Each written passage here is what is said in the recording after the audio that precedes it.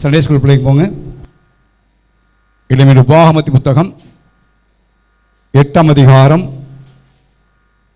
முதல் 6 வசனங்களை வாசிக்க போகிறோம்.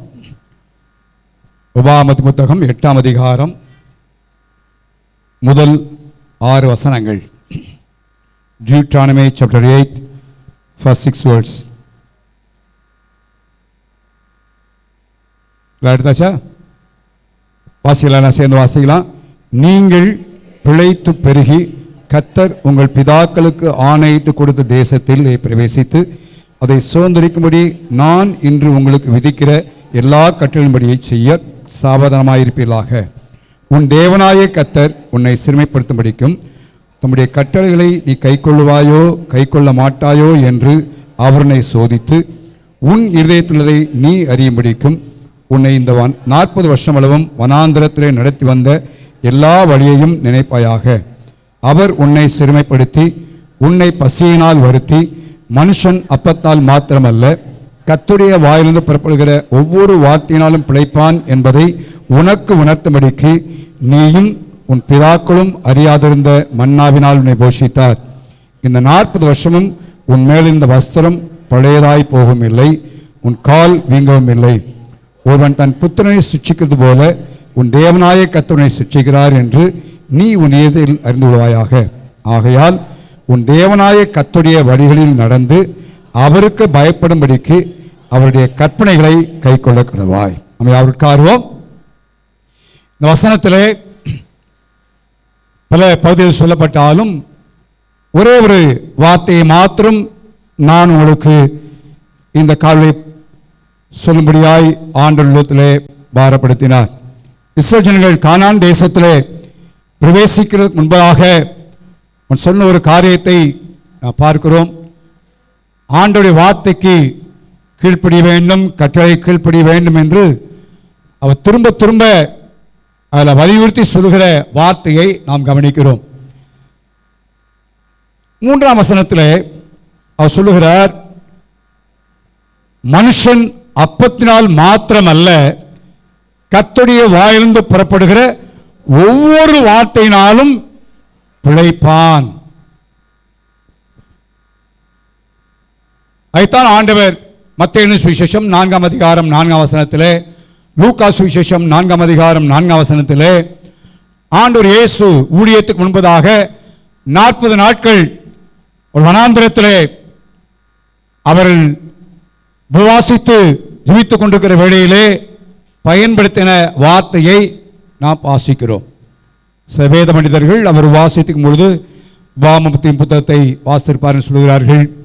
ஏன்னா அது ரெப்புடேஷனாக அவர் சொல்லுகிற பல வசனங்கள் இந்த உபாகமத்தின் புத்தகத்திலிருந்து அவர் இருக்கிறார். ஸோ அந்த காலவெளியிலே பிழைப்பூட்டுகிற தேவனுடைய வார்த்தை, பிழைப்பூட்டுகிற தேவனுடைய வார்த்தை என்ற ஒரு தலைப்பின் கீழாக நான் உங்களோடு பேசும்படியாய் விரும்புகிறேன். வார்த்தை என்பது மிக முக்கியம். அதில் சொல்லுகிறார், சாப்பாட்டினால் அல்ல, ஆகாரத்தினால் அல்ல, தேவனுடைய வாயிலிருந்து புறப்படுகிற ஒவ்வொரு வார்த்தையினாலும் பிழைப்பான். ஸோ அந்த வார்த்தை தான் நமக்கு பிழைப்பூட்டுகிற ஒன்று. ஸோ அந்த வார்த்தை என்கிற அந்த ஒரு வேர்ட் அந்த வார்த்தையின் இருதயத்தை ஆழமாய் பதித்தது. அதை உட்கார்ந்து சற்று தியானம் பண்ணி அதற்குரிய காரியங்களை இப்படியாக இந்த பிழைப்பூட்டுகிற வார்த்தை அல்லது வாழ்வழிக்கும் வார்த்தை என்று சொல்லலாம். வாழ்வழிக்கக்கூடிய இந்த வார்த்தையை நாமும் பற்றிக்கொள்ள வேண்டும். வரப்போற நாட்களை நான் வாழ வேண்டுமானால் வார்த்தை மிக முக்கியம். இன்றைக்கி சில வியாதியில் நீ கடைசி வரைக்கும் இந்த மாத்திரையை சாப்பிடணும்னு சொல்கிறாங்க, கடைப்பிடிக்கிறோம். குறிப்பிட்ட ஒரு எக்ஸசைஸ் செய்யணும்னு சொல்கிறாங்க, செய்கிறோம். ஏன்னா நம்ம வாழ முடியும், அப்போ தான் பிழைக்க முடியும். ஆனால் நம்முடைய வாழ்க்கையிலே ஆவிக்குரிய பிரகாரமாம் சரி, உலக பிரகாரமாம் சரி, வாழ்வழிக்க வேணுமா, தேவன் ஒரு நல்ல வாழ்வை தர வேண்டுமானால் அது வார்த்தையின் மூலமாகவே என்பதை நாம் பற்றிக்கொள்ள வேண்டும். அப்போ இந்த கால்வெளியிலே அந்த வார்த்தையின் முக்கியத்துவத்தை குறித்தும் தேவனை உள்ளத்தில் வைத்த அந்த வார்த்தையின் காரியங்களை குறித்தும் உங்களோடு நான் பகிர்ந்துள்ளபடியாக விரும்புகிறேன். வார்த்தை என்பது சாதாரண ஒரு காரியம் அல்ல. யோவானின் சுவிசேஷம் 1 அதிகாரம் 1 வசனத்திலே வாசிக்கிறோம். வாசியுங்கள். ஆதியிலே என்ன இருந்ததா? வார்த்தை இருந்தது. வார்த்தை என்பது இப்ப வந்ததல்ல, நன்றாக அறிந்து கொள்ள வேண்டும். நம்முடைய பிரிண்ட் பண்ணி கையில் கொடுக்கப்பட்டிருக்கிறது இப்பொழுது, நல்லதுதான். ஆனால் வார்த்தை என்பது புதிதாய் வந்த ஒன்று அல்ல.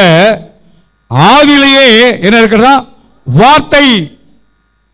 நீங்க புதிய ஏற்பாட்டில் பழைய ஏற்பாட்டில் பார்த்தீங்கன்னா 1 வசனத்தில் ஆதியிலே தேவன். ஆதியிலே யார் இருக்கிறாங்க? இப்ப தேவன். அப்ப அவரோடையே என்ன இருந்தன்னு வாசிக்கிறோம்? வார்த்தை. அறிந்து கொள்ள, வார்த்தையுடைய முக்கியத்துவத்தை அறிந்து கொள்ள வேண்டும். ஆரம்பத்திலேயே வார்த்தை இருக்கிறது, நேற்று அன்று அல்ல, இப்பொழுது வந்ததல்ல. வார்த்தை என்பது ஆரம்பத்திலே ஆதியிலே இருக்கக்கூடிய வார்த்தை என்பதாக வாசிக்கிறோம். 138 சங்கீதம் 2 வசனத்தை வாசியுங்கள்.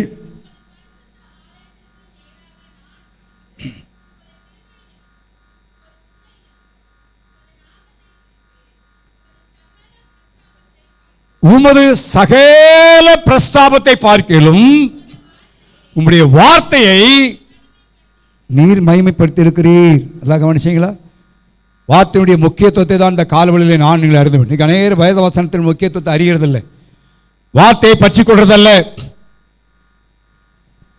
எல்லாவற்றை பார்க்கலும் தேவனுடைய வசனத்தை, வார்த்தையை அவர் மகிமைப்படுத்தி இருக்கிறார்.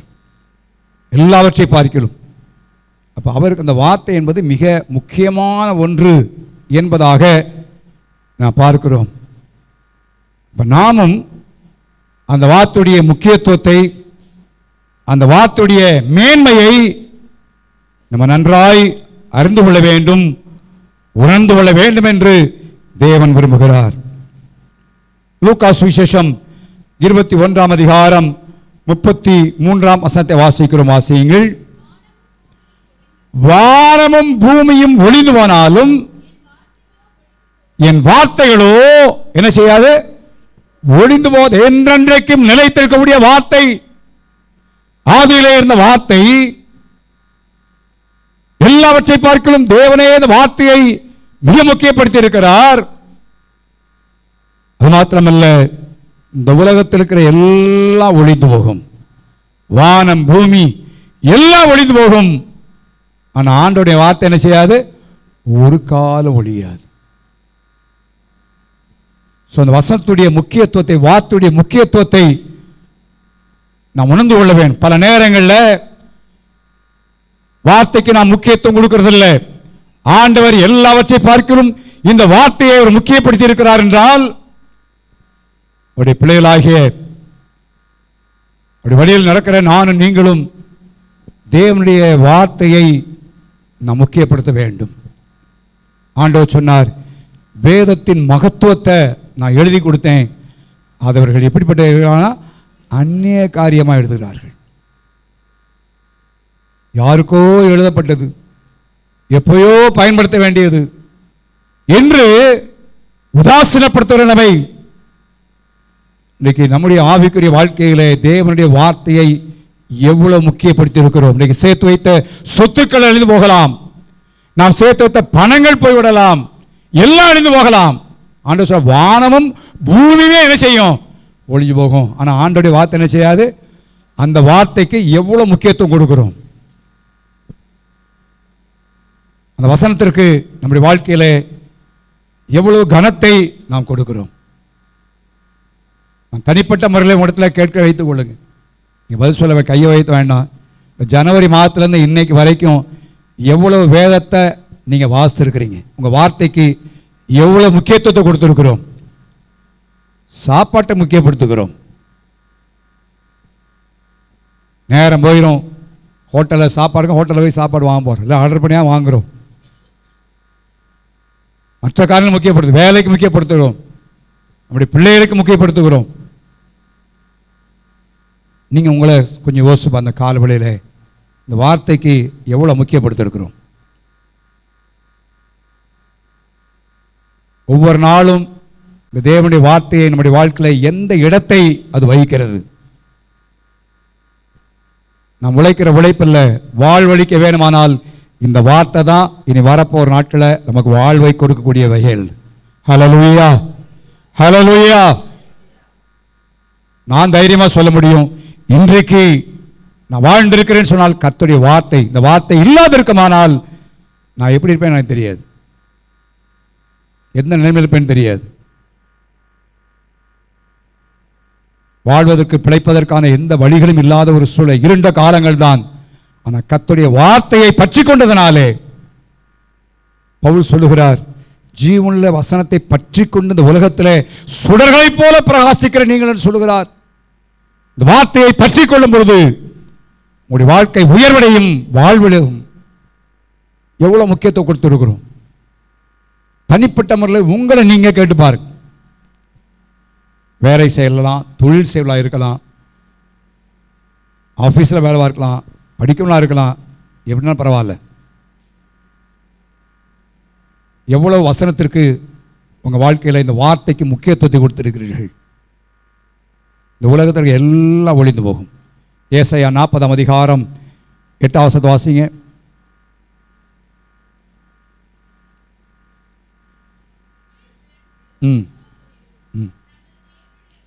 நமது தேவனுடைய வசனமோ என்னன்னைக்கு இருக்கும். இந்த வசனம் என்பது வேர்ட், வார்த்தை என்கிற வார்த்தை. நான் இன்னைக்கு வசனம் இல்லை, வார்த்தை என்கிற வார்த்தையை தான் உங்களோடு பேசி கொண்டிருக்கிறேன். எல்லாம் போயிடும், ஆனால் தேவனுடைய வார்த்தை மாத்திரம்தான் நிலைத்திருக்கும். அழிந்து போகிற ஒவ்வொரு காரியங்களுக்காக எவ்வளவோ பிரயாசப்படுகிறோம், எவ்வளவோ காரியங்களை செயல்படுத்துகிறோம். ஆனால் அழியாத நித்திய வார்த்தைக்கு நாம் எவ்வளவு நேரத்தை சொல்லிக்கிறோம். சற்று யோசிச்சு பார்ப்போம். ஏன்னா இன்னைக்கு நாம் வாழ்கிற உலகம், ஆவிக்குரிய வாழ்க்கை மண்டலம் எப்படிப்பட்ட நிலைமைக்குன்னா, தேவனுடைய வார்த்தைகள் புறக்கணிக்கப்படுகிற காலத்தில் வாழ்ந்துகிட்டு இருக்கிறோம்.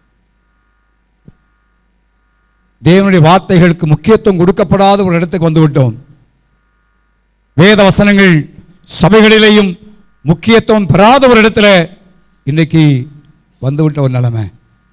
ஆனால் தேவன் என்ன காரியங்கள் மாறினாலும் தேவன் தம்முடைய வார்த்தையை மாற்றுவதில்ல. இந்த வசனம் வசனம் தான், வார்த்தை வார்த்தை தான்.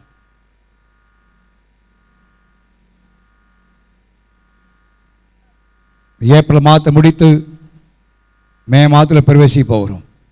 ஒருவேளை இதுவரை வார்த்தைக்கு முக்கியத்துவத்தை கொடுக்காம இருந்தீங்கன்னா, நம்முடைய தயவாய் கேட்கிற காரியம், நீங்களும் உடைய குடும்பத்தார், உடைய பிள்ளைகளும் கர்த்தருடைய வார்த்தைக்கு முக்கியத்துவத்தை கொடுத்து நேரத்தை செலவிடுங்க.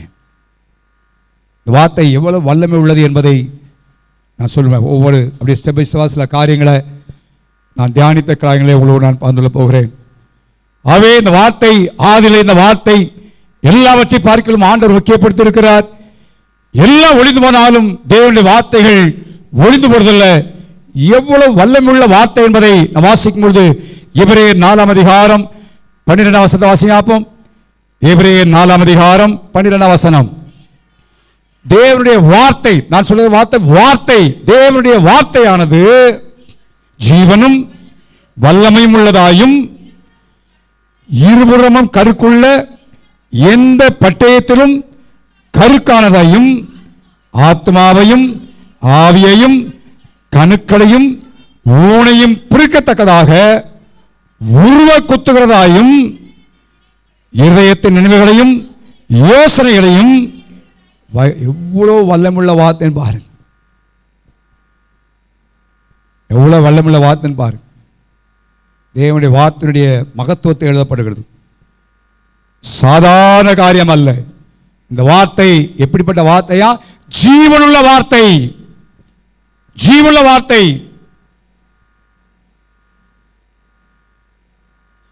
அந்த வார்த்தை எந்த விதத்தில் எல்லாத்தையும் பகுத்தறியத்தக்கதாக, பிரிக்கத்தக்கதாக இன்றைக்கும் பட்டயத்தை போல இருக்கிற ஒரு நிலைமையை பார்க்கிறோம். நேர் அதனால தான் தேவனுடைய வார்த்தையை வாசிக்கிறதுல விரும்புகிறத. ஏன் அப்படின்னா, தப்புன்னு தான் அது பிரித்து காட்டுகிறது. தவறு ஏற்படும் பொழுது தவறுதான் சுட்டி காட்டுது. பாவத்தை பாவம் தான் என்ன செய்தாங்க, சுட்டி காட்டுகிறது. அதனால தான் அநேக நேரங்களில் வேத வசனங்களை வாசிக்க விரும்புறதில்லை, வேத வசனம் கேட்பதற்கு விரும்புவதில்லை. இது வல்லமுள்ளது, பிரித்து காட்டுகிறது. இது தவறு, தீர்ப்பானது, இது தீட்டானது. அதனால்தான் வேத வசனங்கள் நமக்கு முக்கியம். பாவம் நிறைந்த, தீமை நிறைந்த உலகத்தில் வாழ்ந்து கொண்டிருக்கிறோம். கர்த்தருடைய வார்த்தையை நான் கற்றுக்கொள்ளும் போது தான், படிக்கும் பொழுது தான் அநேக காரியத்திலிருந்து நாம் மீட்டுக்கொள்ள முடியும். எரேமியா புத்தகம் 23ஆம் அதிகாரம் 29ஆம் வசனத்தை வாசிக்கும்.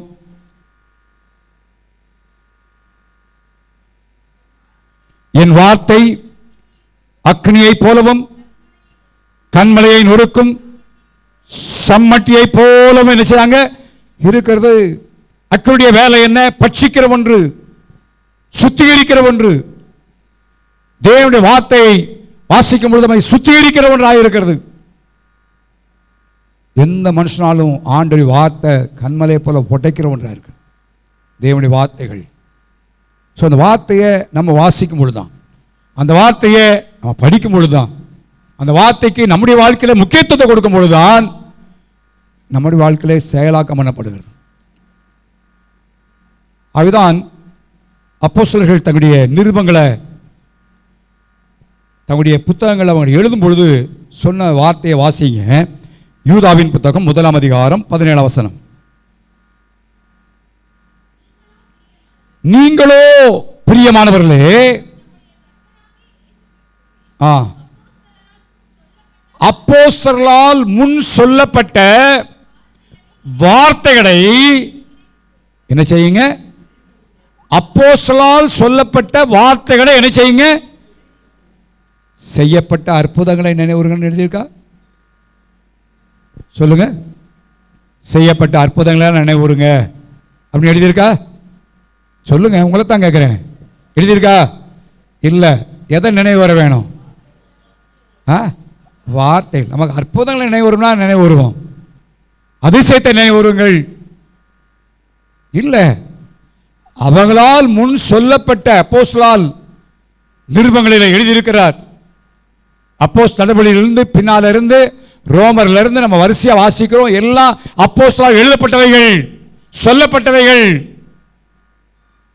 அப்ப அவைகளை நினைவுற வேண்டும். யூதாவின் புத்தகம் மிக முக்கியமான புத்தகம். வெளிப்படை விசேஷத்துக்கு முன்னாலே எழுதப்பட்டிருக்கிறது.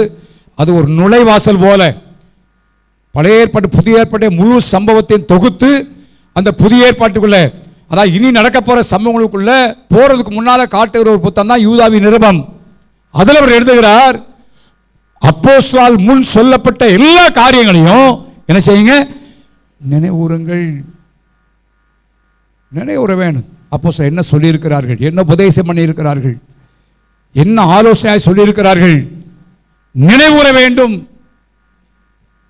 வார்த்தையை நான் தான் மெயின் பண்ண வரும். வார்த்தையை வாழ்க்கையில் பட்ட கஷ்டத்தை கூட சொல்லலை, அவள் வாழ்க்கையில் பட்ட நன்மையை சொல்லலை, அவங்க செய்த அற்புதங்களை செய்யலை சொல்லலை. பல காரணம் நடந்திருக்கிறது. ஆனால் வார்த்தையை நினைவுறுங்கள். எவ்வளவு வார்த்தைக்கு அவள் முக்கியத்துவத்தை கொடுக்கிறாள் என்பதை நான் வலியுறுத்தி விரும்புகிறேன். அந்த வார்த்தைக்கு, வார்த்தை 2 பேதுரு 3ஆம் அதிகாரம் 2ஆம் வசனத்தை வாசிக்கிறோம். 2 பேதுரு 3:2.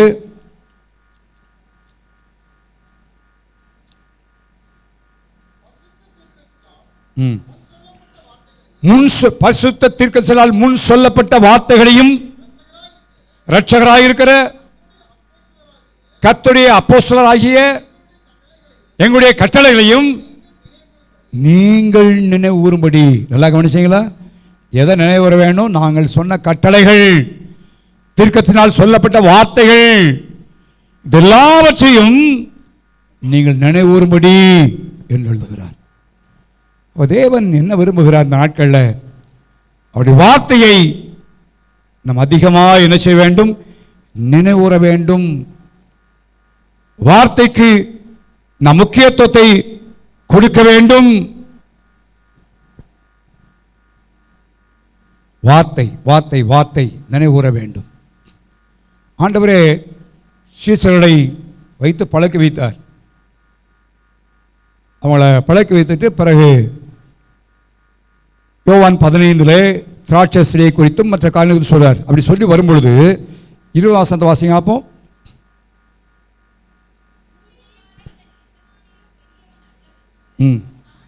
நான் உங்களுக்கு சொன்ன வார்த்தையை என்ன செய்யுங்க, நினைத்துக் கொள்ளுங்கள். ஏசு நம்ம சொல்லார், நான் உங்களுக்கு சொன்ன வார்த்தையை நினைத்துக் கொள்ளுங்கள். அப்ப நம்முடைய ஜீவியத்தில் தேவனுடைய வார்த்தையை நாம் நினைவுற வேண்டியது மிக மிக அவசியம். இந்த வார்த்தை வல்லமுள்ள வாழ்வழிக்கக்கூடிய வார்த்தை. சொல்லுவாங்க, இந்த வேலையை விட்டால் என் பிழைப்பே போச்சு அப்படின்வாங்க. அதனால் எப்படி அதை செய்யணும்? நமக்கு வார்த்தையை விட்டால் வாழ்வு இல்லை. அந்த இடத்த நம்ம வரணும். அந்த ஒரு சீரியஸ்னஸ் உணரணும். என் வாழ்க்கையில் வார்த்தை இல்லைன்னா எனக்கு வாழ்க்கை இல்லை. ஆகவே என் வேலையை ஆரம்பிக்கும் முன்பாக, தொழிலை ஆரம்பிக்கும் முன்பாக, படிப்பை ஆரம்பிக்கும் முன்பாக, எந்த காரியத்தை ஆரம்பிக்கும் முன்பாக தேவனுடைய வார்த்தையை நான் முதல்ல முக்கியத்துவம் கொடுப்பேன் அப்படின்ற இடத்துக்கு வருவோமானா, நான் சொல்கிறேன், தேவனுடைய வசனப்படி வரப்போகிற நாட்டில் எல்லாவற்றிலும் வாழ்ந்து சுகித்திருக்கத்தக்கதாக கர்த்தர் செய்வார். ஹல்லேலூயா, ஹல்லேலூயா. நம்ம என்ன நினைக்கிறோம், ஒரு 1/4 மணி நேரம் 1/2 மணி நேரம் பைபிள் வாசிக்கிறதா, அதுக்குள்ளே எவ்வளோ வேலை செஞ்சிடலாமே, பஸ்ஸை பிடிச்சிடலாமே, இன்னும் 2 காரியத்தை பண்ணிடலாமே. அந்த நேரத்தை வீணான நேரம் நினைக்கிறோம். நம்ம இன்வெஸ்ட் பண்ணுற டைம் வீணான நேரம் அல்ல. வாழ்க்கைக்கு ஆசீர்வாதத்திற்காக அதை நீங்கள் இன்வெஸ்ட் பண்ணுகிற நேரம் என்பதை அறிந்து கொள்ளுங்கள். ஆகவே இந்த தேவனுடைய வார்த்தை வாழ்வழிக்கூடிய வார்த்தை. வேதத்தில் வாசிக்கும் பொழுது மத்தேயு சுவிசேஷம் 8ஆம் அதிகாரம் 8ஆம் வசனத்தை வாசிங்க. இந்த வார்த்தை சுகமாக்கக்கூடிய வார்த்தை என்பதை வாசிக்கிறோம். வாசியுங்கள். ஆண்டவரே, நீர் என் வீட்டுக்குள் பிரவேசிக்க நான் பாத்திரன் அல்ல, ஒரு வார்த்தை மாத்திரம் சொல்லும், அப்பொழுது என்னுடைய வேலைக்காரன் சுஸ்தமாவான் என்று சொல்லுகிறான். ஆண்டவர் இயேசு கப்பர்நகூமிலே பிரவேசித்த போது நூற்றுக்கு அதிபதி வந்து அவன்கிட்ட கேட்கிறார், ஆண்டவரே, என் வேலையால் வீட்டில் திமிரமாய் கிடக்கிற ஆண்டவரே. அப்ப இயேசு என்ன சொல்றாரு, நான் வந்து அவன் என்ன செய்வேன், சுகமாக்குவேன், வந்து சுகமாக்குவேன். நான் சொல்ற ஒரு காரியத்தை பார்த்தீங்கன்னா, என் வீட்டுக்குள் பிரவேசிக்க நான் பாத்திரம் இல்லை. எத்தனை வார்த்தை சொல்லணும்? நல்லா சத்தமாக சொல்லுங்களேன். ஒரு வார்த்தை. அப்ப அந்த வார்த்தையுடைய மகிமையை அவன் அறிந்திருந்தான். அந்த வார்த்தையுடைய வல்லமையை அவன் அறிந்திருந்தான். ஏன் தெரியுமா? அடுத்த வார்த்தை சொல்றான். அந்த வார்த்தையினுடைய வல்லமை அவனுக்கு எப்படி தெரியுது? அவன் சொல்ற வார்த்தை பாருங்க, நான் அதிகாரத்தை கீழ்ப்பட்டவனாக இருந்தும் எனக்கு கீழ்ப்பட்டிருக்கிற சேவல் உண்டு, போ அப்படின்னு ஒரு வார்த்தை சொன்னா என்ன செய்யறான்? போறான். வா என்றால் என்ன செய்யறான்? அப்ப ஏன் வார்த்தைக்கே அதிகாரம் உண்டானால், வானத்தையும் பூமியும் சிருஷ்டித்த இந்த உலகத்திலே மனிதர் ரட்சிக்க முடியாய் வந்த உம்முடைய வார்த்தைக்கு என்ன இருக்கிறது? அதிகாரம் இருக்கு. யோசிச்சு பாருங்க. தன்னுடைய வாழ்க்கையில் அனுபவிச்சு சொல்றான். ஏன் வார்த்தை? நானே ஒரு கவர்மெண்ட் அபிஷியல், இன்னொரு கீழே இருக்கிறேன், நான் எனக்கு கீழே அதே இருக்கிறார்கள். ஏன் வார்த்தைக்கு அதிகாரம் இருக்குமானால், உங்களுடைய வார்த்தைக்கு மிகுந்த அதிகாரம் இருக்கு. அதனால ஒரு வார்த்தை சொல்லும். ஆண்டவருடைய வார்த்தை பிணியாளிகளை குணமாக்குகிற வார்த்தை. ஹல்லேலூயா, ஹல்லேலூயா. நம்முடைய வியாதிகளை சுகமாக்குற ஒரு வார்த்தை. யோவான் சுவிசேஷம் 4ஆம் அதிகாரம் 5ஆம் வசனம் வாசிப்போம்.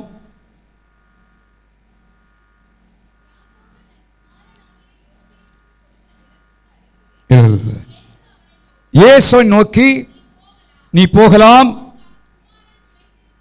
உன் குமாரன் பிழைத்திருக்கிறான். நான் அந்த மனுஷன் இயேசு சொன்ன வார்த்தையை என்ன செய்தான்? நம்பி போனான். நூற்றுக்கு அதிபதி. இன்னைக்கு தேவனுடைய பிள்ளைகளாகிய நம்ம அந்த வார்த்தையை எவ்வளவு தூரம் நம்புகிறோம் பாருங்க.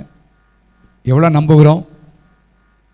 அந்த வார்த்தைக்கு நம்ம வாழ்க்கையில் எவ்வளோ முக்கியத்துவத்தை கொடுக்குறோம்.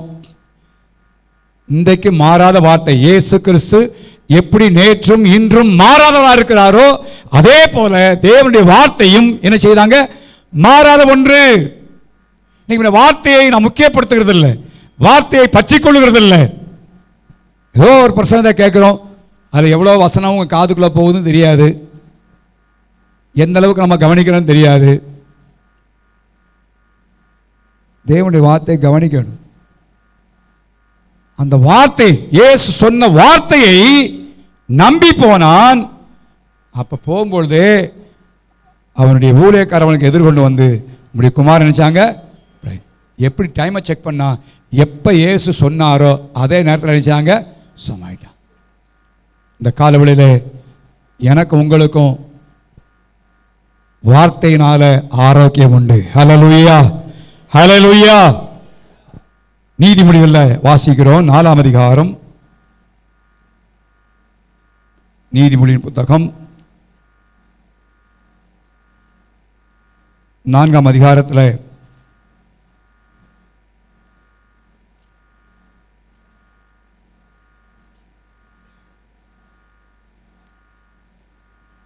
20 வசனமா வாசிங்க. என் மகனே, நல்ல கவனிங்க, வார்த்தைகளை கவனி, செவிசாய்.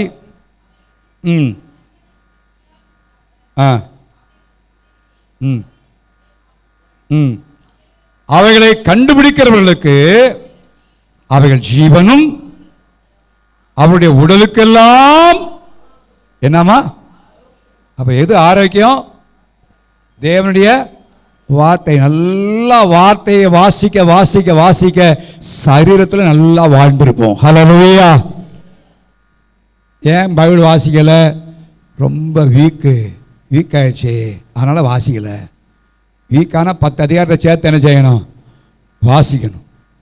நான் சொல்ல வசனம் சொல்லுது, உடலுக்கெல்லாம், உடலுக்கு எந்த பாட்டானாலும் எந்த பகுதியானாலும் எந்த உறுப்பானாலும் வசனத்தை வாசிக்க வாசிக்க வாசிக்க வாசிக்க வாசிக்க நமக்கு என்ன உண்டாகிறது? ஆரோக்கியம் உண்டாகிறது. வசனத்தை நல்லா வாசிப்போம். ஸ்ட்ரென்த் நமக்கு ஒரு பெரிய பலத்தை தருகிறது. உடலுக்கெல்லாம் அது ஆரோக்கியம். தேவனுடைய வசனங்களை அதிகமா நேரத்தை செலவழிப்போம். தேவனுடைய வார்த்தையை முக்கியப்படுத்துவோம். அவைகள் நம்ம உடலுக்கெல்லாம் ஆரோக்கியத்தை தருகிற ஒன்று. ஆரோக்கியத்தை தரும், சுகத்தை தரும், வாழ்வளிக்கும்படியாக உதவி செய்யும் வசனங்கள். ஸோ கர்த்தருடைய வார்த்தையை நாம் சாதாரணமாக என்ன வேண்டாம். இனி வர நாட்களில் தேவனுடைய வார்த்தைக்கு முக்கியத்துவம் கொடுப்போம். நேரம் கிடைக்குதோ இல்லையோ தேவனுடைய வசனத்தை அதிகமாக வாசிப்போம். 107ஆம் சங்கீதம் 20 வசனத்தை வாசிங்க.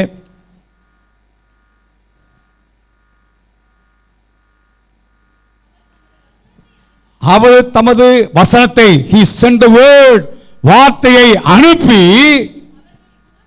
அவர் என்ன செய்யறாருங்க? குணம். எதன் மூலமா செய்யறாரா? வார்த்தையின் மூலமாய் சுகம். வார்த்தையை அனுப்பி அவர் சுகமாக்குகிறார்.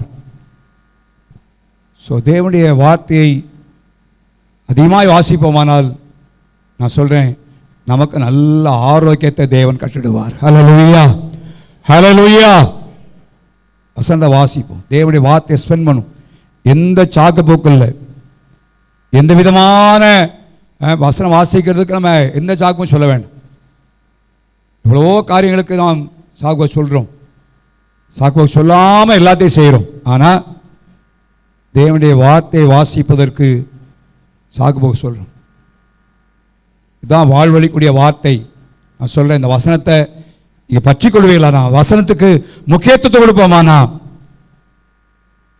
வரப்போகிற நாட்களில் கர்த்தர் எல்லாவற்றிலும் வாழ்ந்து இருக்கும்படியாக தேவன் செய்வார்.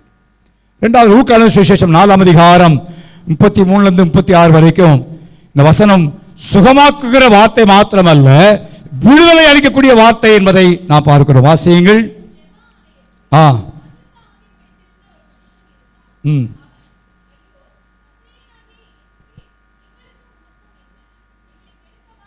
ம் ம் ம் எதற்கு இயேசு நீ பேசாமல் இவனை விட்டு புறப்பட்டு போ, ஆ ஆ ம் ம் ம் எல்லாரும் ஆச்சரியப்பட்டு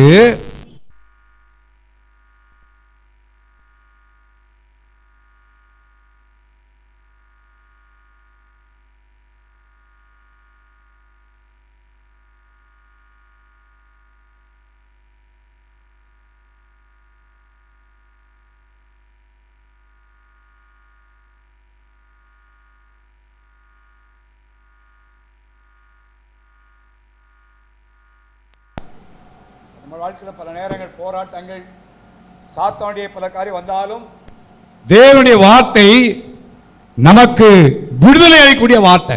விடுதலை நாடி ஓடுகிறோம். என்ன நான் என்ன காரியம்னா, பல நேரங்களில் போராட்டங்கள் பல விதமான காரியங்கள் வரும்பொழுது அங்கலாய்க்கிறோம். யார்கிட்ட போய் சொல்ல, என்ன மனுஷன்? அந்த நேரத்தில் கர்த்தருடைய வார்த்தையை பார்ப்போம். ஹல்லேலூயா, ஹல்லேலூயா. தேவனுடைய வார்த்தையை பார்ப்போம். ஆண்டவருடைய வார்த்தை மிக முக்கியமானது. இந்த வார்த்தை மிக அவசியமானது.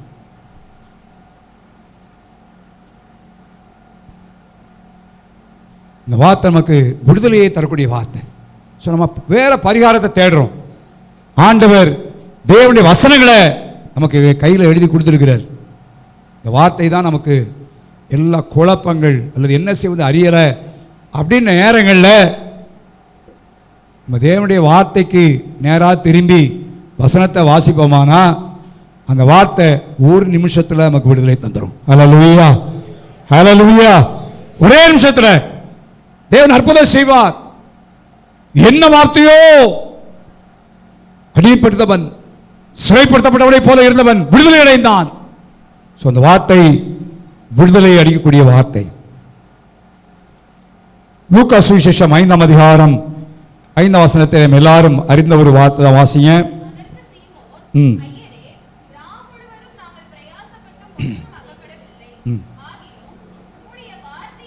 உங்களுடைய வார்த்தையின்படியே உதவி செய்யக்கூடிய வார்த்தை. பேதுரு இரவு முழுவதும் பிரயாசப்பட்டு ஒன்றும் கிடைக்கல. மிக துக்கத்தோடு வேதனையோடு அந்த நாளை என்ன செய்யலாம் என்று அவன் யோசித்துக் கொண்டிருப்பான். அந்த நேரத்தில் ஆண்டவர் இயேசு வந்தார், படகை கேட்டார். அது பிறகு சொன்னார், ஆழத்திலே தள்ளி கொண்டு போய் மீன் பிடிக்கும்படி இப்படி வலை என்ன செய்யுங்க போடு சொன்னா. உம்முடைய வார்த்தை, உம்முடைய வார்த்தை. நம்பிக்கையற்ற ஒரு சூழ்நிலை, உதவியற்ற ஒரு நிலைமையில இருந்த பேருடைய வாழ்க்கையிலே இயேசு சொன்ன அந்த ஒரு வார்த்தை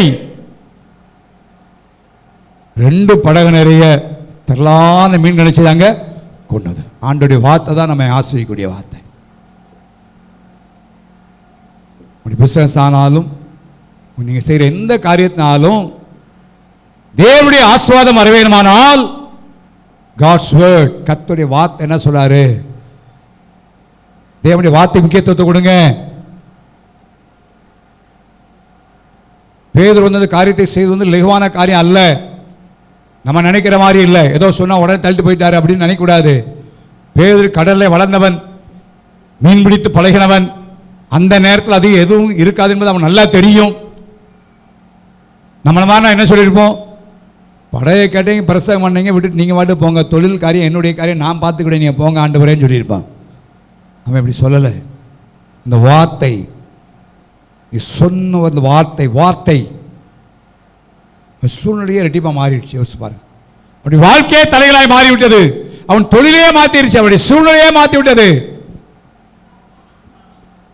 அந்த ஒரு வார்த்தை தான், ஒரே வார்த்தை. இந்த காலவெளியிலே அந்த வாழ்வழிக்கூடிய வார்த்தையை நாம் பற்றி கொள்வோம். நம்முடைய வாழ்க்கை எல்லா காரியமானாலும் நம்மை ஆஸ்வதிக்கணும்னா கர்த்தருடைய வார்த்தை மிக முக்கியம் என்பதை அறிந்து கொள்ள வேண்டும். மார்க் சுவிசேஷம் 17ஆம் அதிகாரம் 72 வசனம். இன்னும் 2 வசனங்கள் சொல்லி முடிக்க ஒரு முறை வாசிங்க. மார்க் சுவிசேஷம் 14ஆம் அதிகாரம் 72 வசனம்.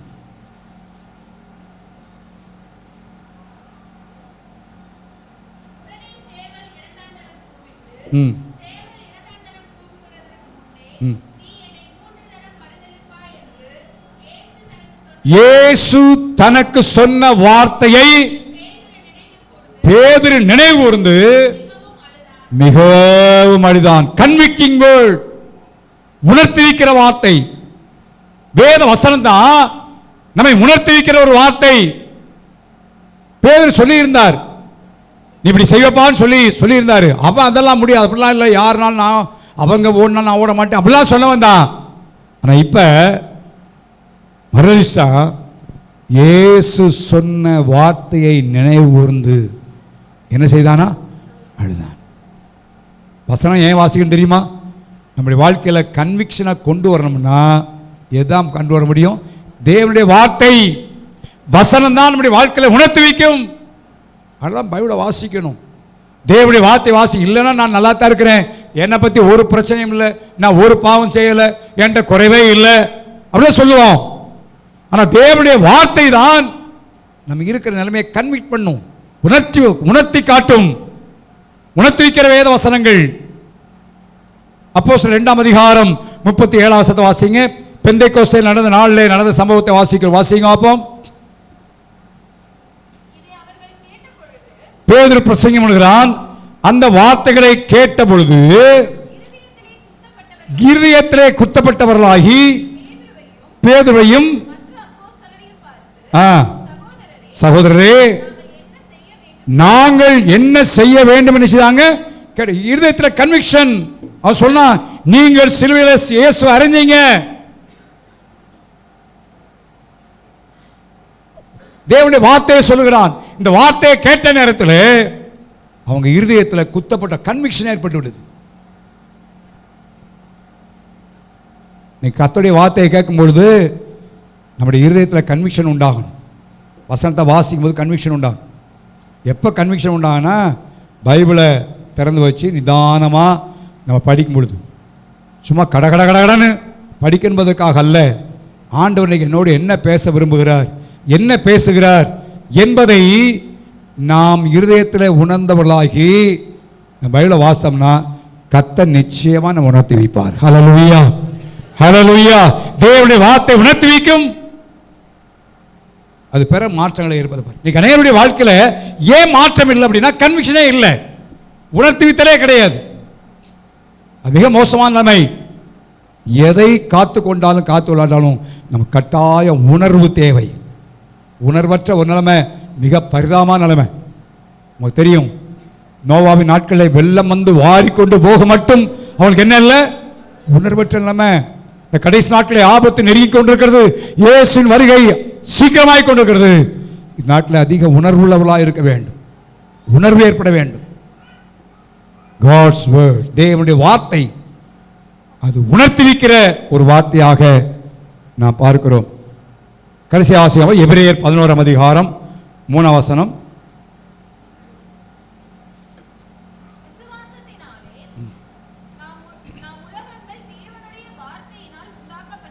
தேவனுடைய வார்த்தையினால் உண்டாக்கப்பட்டது.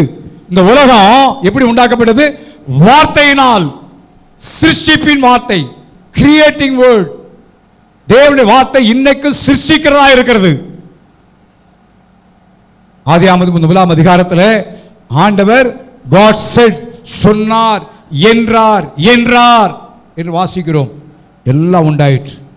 எப்படி உண்டாயிடுச்சுன்னா வார்த்தையினாலே. அப்போ இன்றைக்கும் அந்த வார்த்தையுடைய வல்லமை குறைஞ்சு போகலை. இன்றைக்கு அந்த வார்த்தை கிரியேட்டிங் வேர்ட், இன்றைக்கும் சிருஷ்டிக்கிற வல்லமை உடையதாக இருக்கிறது. தேவனுடைய வார்த்தை சிருஷ்டிப்பு அப்படி சொன்னால் ஒன்றும் இல்லாமல் இருந்து உருவாக்குற காரியம், ஒன்றுமே இல்லை. ஆனால் ஆண்டோடைய வார்த்தை விசுவாசிப்பமானா இல்லாததும் ஏதோ ஒன்றை கர்த்தர் உருவாக்குவார். ஹல்லேலூயா. வழியே இல்லை, ஆனால் அங்கே ஆண்டவர் நினைச்சுவார், வழி நினைச்சுவாராங்க, உண்டாக்குவார். நம்முடைய ஆண்டவர் சிருஷ்டிப்பின் தேவன், அவரால் முடியும். இன்னைக்கு அப்படி வல்லமை குறைஞ்சு போல. வானம் பூமி ஒளிந்து போனாலும் ஆண்டவர் வார்த்தை என்ன செய்யல? ஒளியல, அது மாறவில்லை. இந்த வார்த்தை குறித்து நம்முடைய அனுபவம் என்ன? நான் தாவீதின் அனுபவத்தை சொல்ல விரும்புகிறேன். வாசிங்க 130 சங்கீதம் 5 வசனம். 5 வசனம் 130:5.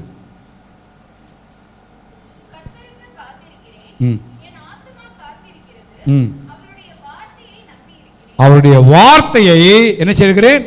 நம்பி இருக்கிறேன். தாவீதின் அனுபவத்தை வாசிக்கிறேன்.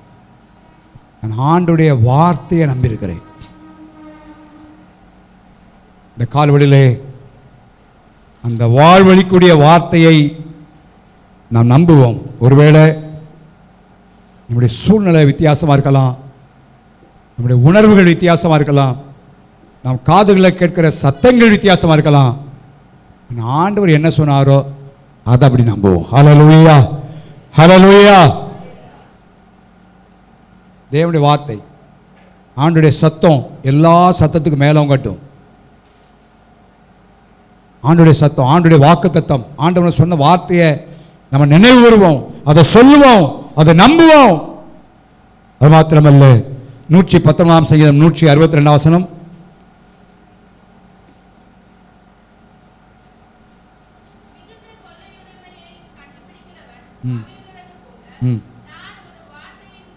உம்முடைய வார்த்தையின் பேரில் என்ன செய்கிறேன்? மகிழுகிறேன். ஆண்டுடைய வார்த்தை, அது இந்த வாழ்வழிக்கக்கூடிய வார்த்தை நமக்கு மகிழ்ச்சியை தருகிற ஒன்றா இருக்கான்னு யோசிச்சு பாருங்க.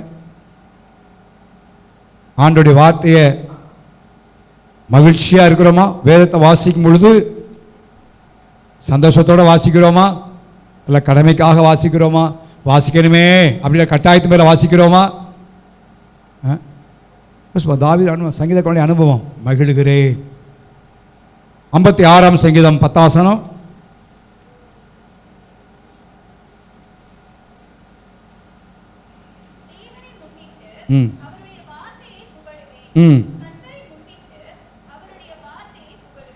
நம்ம எதையோ புகழ்றோம். நான் தாவீது சொல்றேன், நான் யாரை புகழுவேன்? வசனத்தை புகழுவேன், வார்த்தையை நான் புகழுவேன்.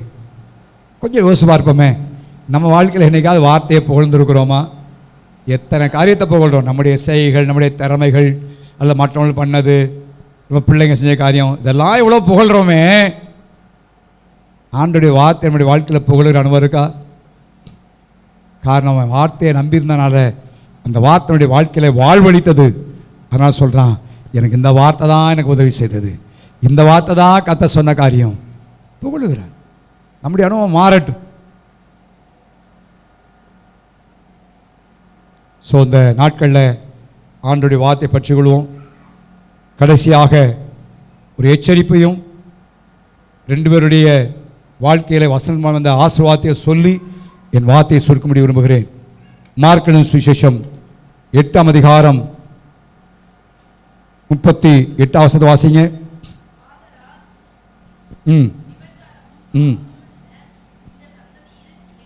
என்னை குறித்தும் என் வார்த்தைகளை குறித்தும் எவன் வெட்கப்படுகிறானோ அவனை குறித்து மனுஷகுமாரனும் மகிமை பொருந்தினவராய்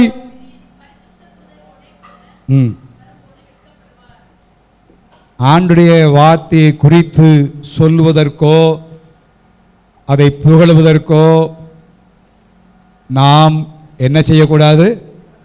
சத்தமாக சொல்லுங்களேன். வெட்கப்படுத்தக்கூடாது, வெட்கப்படக்கூடாது, வெட்கப்படக்கூடாது. அவருடைய வார்த்தையை குறித்து நாம் வெட்கப்படுவோமானால் மனுஷகுமாரனும் மகிமை பொருந்தவராய் வரும்பொழுது என்ன செய்வார்? நம்ம பார்த்து என்ன செய்வாருங்க?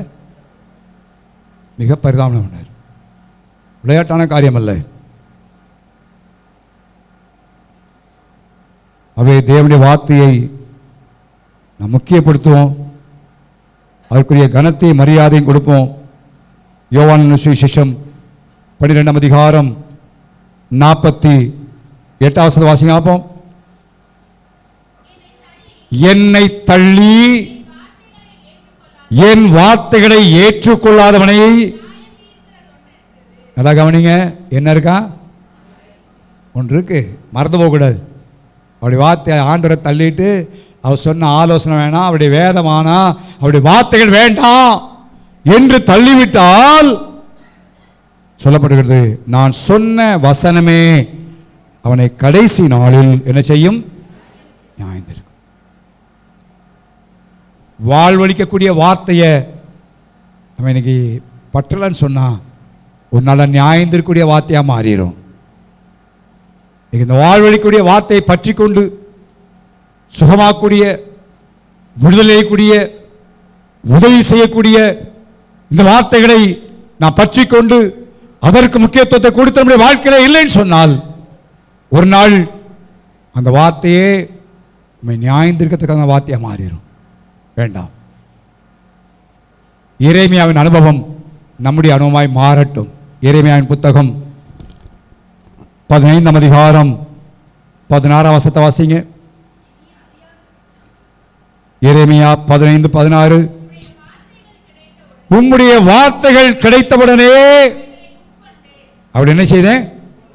அதை அப்படியே ஏற்றுக்கொண்டேன், அதை உள்வாங்கிட்டேன். உம்முடைய வார்த்தைகள் எனக்கு சந்தோஷமும் என் இருதயத்திற்கு மகிழ்ச்சியுமாயிருக்கிறது. சேனைகளின் தேவனாய கர்த்தாவே, உம்முடைய நாமம் எனக்கு தரிப்பிக்கப்படுகிறது. என்ன அருமையான வார்த்தை பாருங்களேன். வெளிப்பட்ட விஷயம் ஆண்டோடைய நாமம் தரிக்கப்பட்ட ஒரு கூட்டத்தை பார்க்கிறோம். ஒரு கூட்டம் கைகளிலாவது நெற்றியிலாவது அந்திகிறிஸ்துவின் முத்திரையை தரித்த ஒரு காரியத்தை பார்க்கிறோம். அவர்கள் கைகளிலும் பெற்றுக்கொள்ளலாம், இல்லாவற்றால் நெற்றியிலே. ஆனால் இயேசுடைய கூட்டம் நெற்றியிலே அவருடைய நாமத்தை பறித்ததை பார்க்கிறோம். அந்த கூட்டத்தில் இருக்கணும்னு சொன்னா வசனம் சொல்லுகிறது, வார்த்தைகள் கிடைத்த உடனே நான் அதை என்ன செய்தேன்? எனக்கு தான், இது எனக்காகத்தான், கர்த்தர் எனக்காக தான் சொல்லியிருக்கிறாரு, என்னோட தான் பேசியிருக்கிறாரு, எனக்கு அருளப்பட்ட வார்த்தை என்று அந்த வார்த்தையை நாம் உட்கொள்வோமானால் அந்த வார்த்தை எனக்கு எப்படி இருக்கா? சந்தோஷமும் இருதயத்துக்கு எப்படி இருக்கு? எல்லாம் கவனிங்க. இன்னைக்கு ஒருவேளை அந்த வாசனம் ஒருவேளை நமக்கு வசனமாக இருக்கிறது போல இருக்கலாம். ஆனால் தேவனுடைய வார்த்தையை நாம் ஏற்றுக்கொள்வோமானால் அந்த வார்த்தை நமக்கு மகிழ்ச்சி தரக்கூடிய வார்த்தையாக மாறிடும். அந்த வசனம் தான் நமக்கு மகிழ்ச்சி தரக்கூடிய ஒன்று. ஆகவே இந்த வார்த்தையை நான் பற்றி உள்ள காலிலே கத்த சொல்லுகிற உணர்த்தின ஒரே ஒரு காரியம், வாழ்வழிக்கக்கூடிய வார்த்தைக்கு நாம் எவ்வளவு முக்கியத்துவத்தை நாம் கொடுக்கிறோம். இந்த வார்த்தைகள் நம்முடைய வாழ்க்கையில் எந்த இடத்தை பெற்றிருக்கிறது? எவ்வளோ பைபிள் வாசித்திருக்கிறோம்? வேதத்தை பற்றி கொள்ளாமல் எவ்வளோ படித்தாலும், எவ்வளோ தொழில் செஞ்சாலும், அதிகாலையே நேரப்பட எழும்பி உங்களுடைய வேலை புறப்பட்டாலும் ஆசீர்வாதத்தை பார்க்க முடியாது. கர்த்தருடைய வார்த்தைக்கு நேரத்தை செலவழிங்க. எந்த வேலையானாலும், எந்த காரியமானாலும் தேவனுடைய வார்த்தைக்கு முக்கியத்துவம் கொடுங்க. வரப்போகிற நாட்களில் இங்கே வாழ்ந்து சுயித்திருப்பீர்கள்.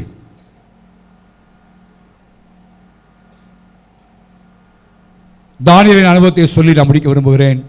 தானியேல் 10ஆம் அதிகாரம் 9ஆம் வசனம் வாசிப்போம்.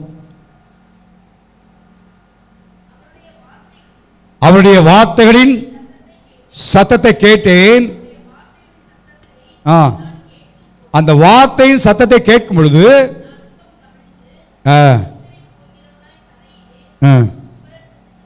அப்ப என்ன அர்த்தம்?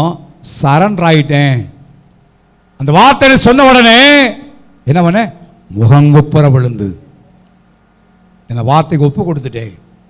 இந்த வார்த்தையின் சத்தத்திற்கு என்னை அர்ப்பணித்து விட்டேன்.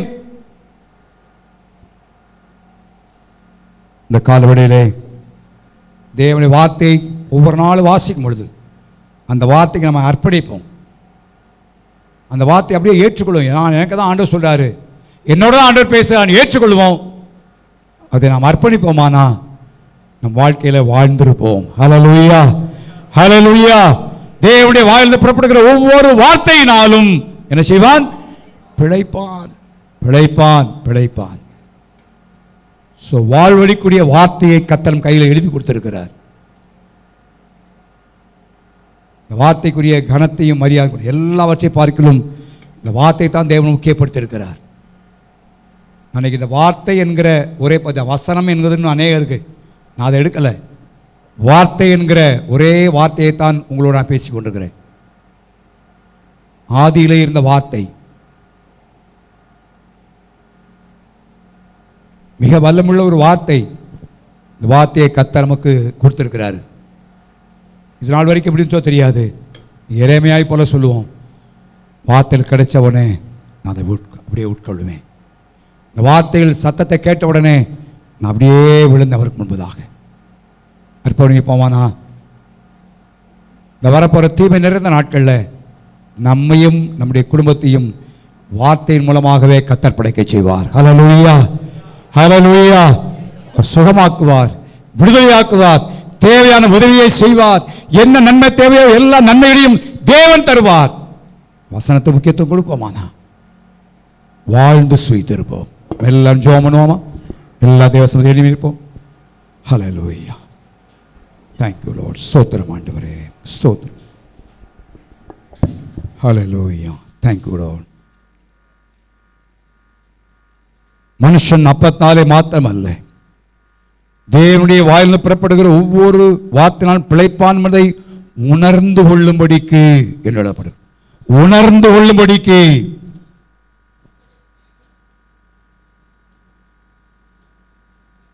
இந்த ஏப்ரல் மாதத்தை முடிக்க போகிறோம், மே மாதத்தில் பிரவேசிக்க போகிறோம்.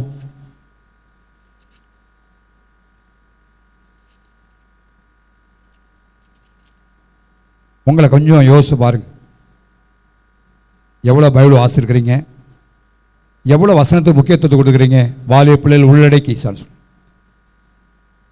எவ்வளவு தேவனுடைய வார்த்தை உங்கள் வேலையை காட்டிலும், உங்கள் தொழிலை காட்டிலும், மற்ற எந்த காரியத்தை காட்டிலும் வசனத்துக்கு முக்கியத்துவம் கொடுத்தீங்களா? இல்லை ஏதோ கடமைக்காய் வாசிக்கிற ஒரு புத்தகம் போல் கடமைக்காய் கொஞ்சம் வாசித்து ஒரு அதிகாரத்தை வாசிட்டு அன்னைக்கு போனதோடு சரி, அப்புறம் அடுத்த நாள் காலையில் தான் உங்கள் பைபிள் திறக்கப்படுதா? இவ்வளோ பிரயாசப்படுறோம், என்னென்னமோ முயற்சி பண்ணலாம். நான் சொல்கிறேன், வசனத்தின்படி வாழ்வழிக்கூடிய வார்த்தைக்கு இடம் கொடுப்பீர்களானால் நீங்கள் வாழ்ந்திருப்பீர்கள்.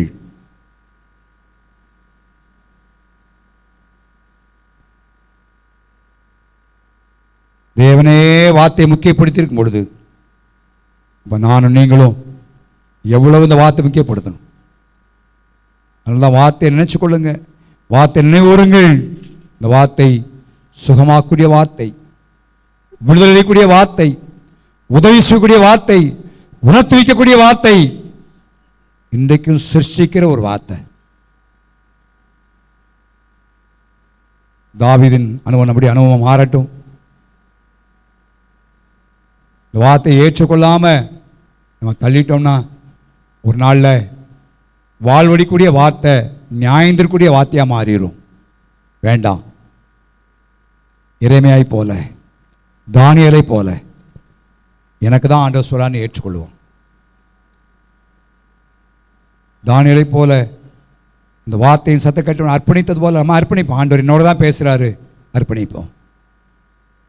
அப்படி இருக்குமானா நீ வருகிற காலங்கள் எப்படிப்பட்ட காலங்களாக இருந்தாலும், எந்த காலையில் சதித்தாலும் வார்த்தையினாலே பிழைப்பான், வார்த்தையினாலே பிழைப்பான். பிழைப்பூட்டுகிற இந்த வார்த்தை, வாழ்வழிக்கக்கூடிய ஒரு வார்த்தை முக்கியப்படுது. சொந்த போல நீங்கள் இதை செஞ்சால் தான் பிழைச்சிருப்பீங்க, இதை பண்ணால் தான் நீங்கள் உயிரோடு இருப்பீங்க அப்படி சொல்லி மருத்துவ ஆஸ்பத்திரியில் டாக்டர் சொல்ல வச்சு கொடுங்களேன். எவ்வளோ முக்கியத்துவம் கொடுக்குறோம், எவ்வளோ பண்ணுறோம். நீங்கள் எல்லாத்தையும் பார்க்கலும் இந்த வார்த்தை தான் வாழ்வழிக்கூடிய வார்த்தை. உங்களுடைய வீட்டில் இந்த வேத வார்த்தை எவ்வளோ முக்கியத்துவம் பெற்றிருக்கிறது, இந்த வேத வசனத்துக்கு எவ்வளோ முக்கியத்துவத்தை கொடுத்துருக்குறோம்.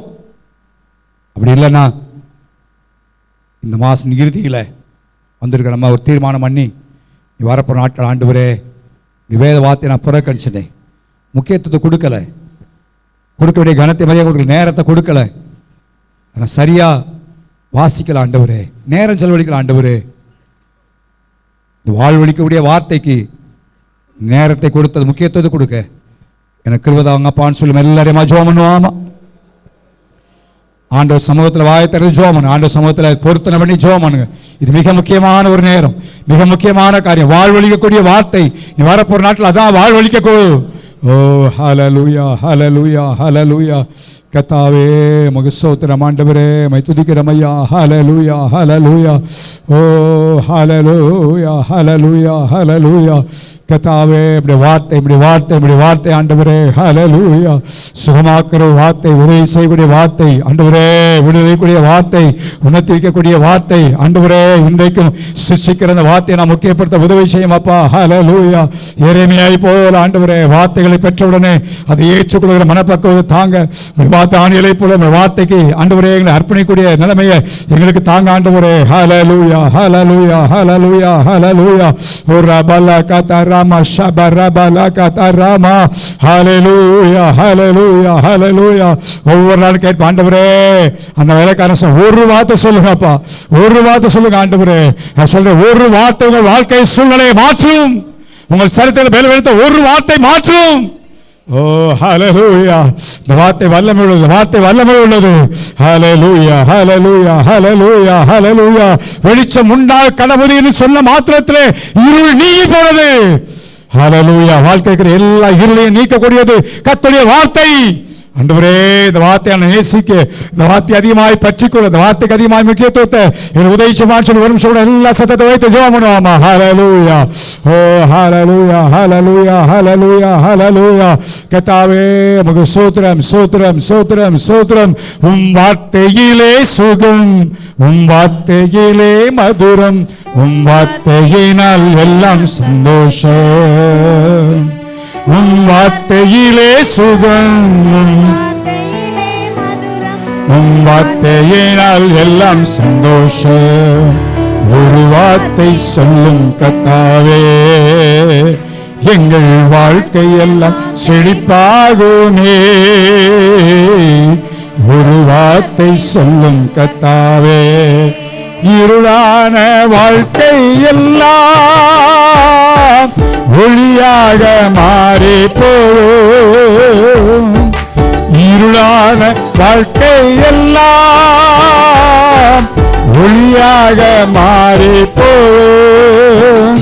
கண்ணீர் மாறிடும், துக்கம் மாறிடும், கண்ணீர் மாறிடும். ஒரு வார்த்தை சொன்னால் போதுமே, நீ ஒரு வார்த்தை சொன்னால் போதுமே. உன் வார்த்தையிலே சுகம், எல்லாம் சொல்ல ஏசப்பா. உன் வார்த்தையினால் எல்லாம் சந்தோஷம். உன் வார்த்தையிலே சுகம், உன் வார்த்தையினால் எல்லாம் சந்தோஷம். ஒரு வார்த்தை சொல்லும் கர்த்தாவே, எங்கள் வாழ்க்கை எல்லாம். ஒரு வார்த்தை சொல்லும் கர்த்தாவே, மாறாவின் கத்தை எல்லாம் மதுரமாக மாறி போகும். மாறாவின் தண்ணீர் எல்லாம் போகும். கண்ணீர் மாறிடும், துக்கம் மாறிடும், கண்ணீர் மாறிடும். ஒரு வார்த்தை, நீ ஒரு வார்த்தை சொன்னால் போதுமே. உன் வார்த்தையிலே சுகம், சந்தோஷம். உன் வார்த்தையிலே சுகம் ஏசப்பா, சந்தோஷம். ஒரு வார்த்தை சொல்லும் கர்த்தாவே, எங்கள் வாழ்க்கை எல்லாம்.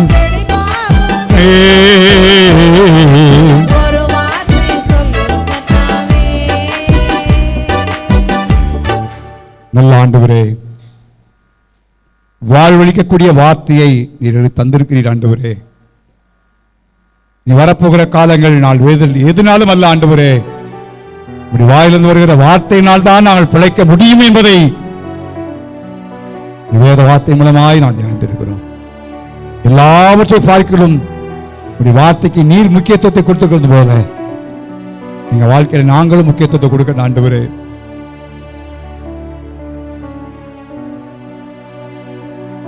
வாழ்க்கையில் அது பிரதானமான இடத்தை ஆட்கொள்ளட்டும் அப்பா. வேத வசனத்தை அந்நிய காரியமா ஏதோ ஒரு எழுதப்பட்ட புத்தகத்தில் இருக்கிற ஒரு வார்த்தையா கடமைக்காக நான் வாசிக்காம எங்களுக்கு வாழ்வழிக்கக்கூடிய ஒன்று என்பதை உணர்ந்தவர்களாக வாசிக்க ஒவ்வொருக்கும் உதவி செய்யுங்க. அதான் எங்களுக்கு உடலுக்கெல்லாம் ஆரோக்கியம் எழுதப்பட்டிருக்கிறது ஆண்டவரே. இந்த வசனத்தை நாங்கள் தள்ளிடக்கூடாது ஆண்டவரே, புறக்கணிச்சிடக்கூடாதாப்பா.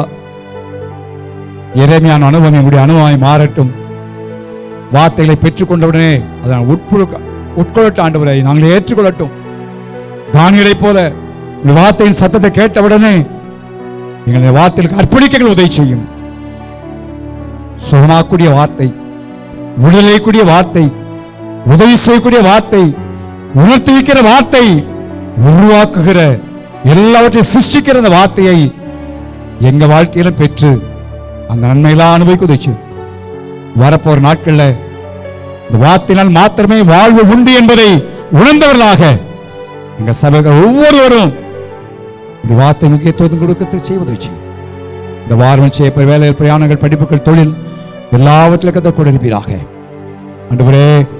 ஞானசுக்காக ஜெபித்துக் கொண்டிருக்கிறோம். அப்படியே ஆண்டவரே ஆல்விஸுக்காக ஜெபித்துக் கொண்டே இருக்கிறோம். இன்னும் பலவீனப்பட்ட முதியோராக இருக்கிற எல்லாரும் ஒப்புக் கொடுக்கிறோம். கர்த்தர் பாதுகாத்துக் கொள்ளும். மே மாதத்தில் ஆசீர்வாதத்தோடு பிரவேசிக்கங்களை ஆயத்தப்படுத்த ஆண்டவரே. குடும்பக்குறமாய், சபைக்குறமாய், ஊழியத்துக்குறமாய் போராடுகிற எல்லா சத்துடைய வல்லமைகள் அந்தகாரத்தின் அசுத்தம் இயேசுவின் நாமத்தில் சிறைப்படுத்துகிறோம் ஆண்டவரே. வெயிலின் தாக்கத்திற்கும் உஷ்ணத்திற்கும் எங்கள் விலைக்கு பாதுகாத்துக் கொள்ளும். இயேசுவின் நாமத்தில் கேட்டு நல்ல பிதாவே. நான் இரத்தத்தில் மறைந்துள்ளேன், இயேசு இரத்தத்தில் மறைந்துள்ளேன், இயேசு இரத்தத்தில் தீங்கும் என்னை அணுகாது, தீங்கும் என்னை தீங்கில்லை, தீங்கில்லை, தீங்கில்லை, தீங்கில்லை, தீங்கில்லை, தீங்கில்லை, தீங்கில்லை, தீங்கில்லை, தீங்கில்லை. சாத்தான் தீமை செய்ய முடியாது, தீங்கும் என்னை அணுகாது. நம்முடைய கர்த்தராகிய இயேசு கிறிஸ்துவின் கிருபையும் பிதாவாகிய தேவனுடைய அன்பும் பரிசுத்தருடைய பாதலும் பராமரிப்பும் நம் யாவரோடும் கூட இருப்பதாக. ஆமென். ஹல்லேலூயா.